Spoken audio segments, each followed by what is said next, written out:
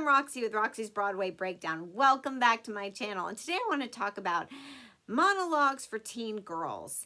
Some people say if you're auditioning for a musical, you must audition with a monologue from a musical. Some people say no, just audition with any monologue.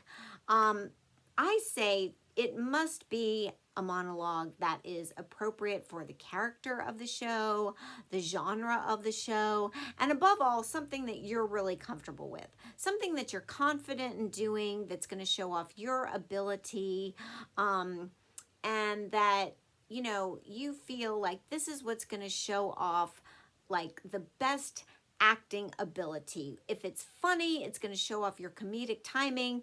If it's dramatic, it's really going to show off like your emotions and the best dramatic acting ability possible. That's what I say a monologue should do.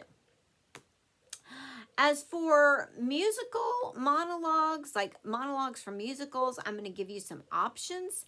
And I also found that when I was auditioning for musicals, this is just my personal experience, that by the time they saw me sing and dance, they never really wanted a monologue. They already could figure out in their head, if they were going to hire me, what role they had in mind. If it was for a lead or a featured role, they just had me come back and read from the script and then see, okay, yeah, we see her in this role or this role.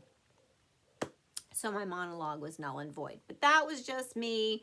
You know, once in a while, maybe I had to do my monologue, but for the most part, they just, you know, hired me from singing and dancing and then what they heard me read from the script. But let's get into these because you should always have monologues prepared. All right, my first being from Hairspray, Tracy Turnblatt's monologue, I should turn myself in, because Tracy's been fighting for desegregation, and she wants her white friends and her black friends to just be able to dance on the Corny Collins show. That's all she wants. And throughout the show, they've been protesting and marching, and she's like, well, I don't want anyone else to get in trouble. You know, maybe I should just take full responsibility and turn myself in so no one else has to get in trouble for this.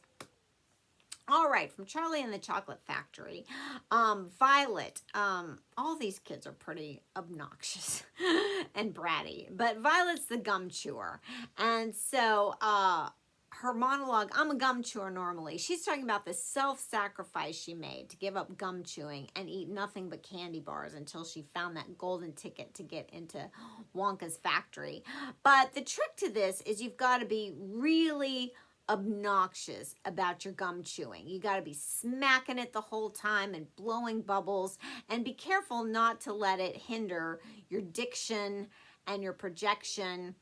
And so this was one of my staples as a kid. I really did like this monologue because it was really a funny monologue, and I was kind of able to show off some things with this monologue. And she's just really boastful about how she's just the world's best, you know, gum chewer, as if that's some kind of accomplishment. But you can be funny with it, especially if you do that gum chewing right. All right, moving on to Your Good Man, Charlie Brown. Now, all these little Peanuts characters have their own idiosyncrasies and their little quirks. And Lucy, who's very sassy and bossy, is, I was meant to be a queen, and she's talking about all the things she's going to do in her queendom and all the things she's going to have people do for her. And usually these parts, these Peanuts characters are played by adults in the show, but so any teenager of any age can can do these monologues. All right, from Thoroughly Modern Millie. Millie is usually played by a 20-plus-year-old. It's about a girl who comes to the city, having big dreams, marrying a rich guy. But there's a junior version of this show for junior highs and high schools. So a teenager could say this monologue. And it's, I'm broke, not poor. Because somebody's pointing out, well, for all your big dreams, right now you don't even have any money. And she's like, yeah, I'm broke, not poor. There's a difference. In her head, there's a difference.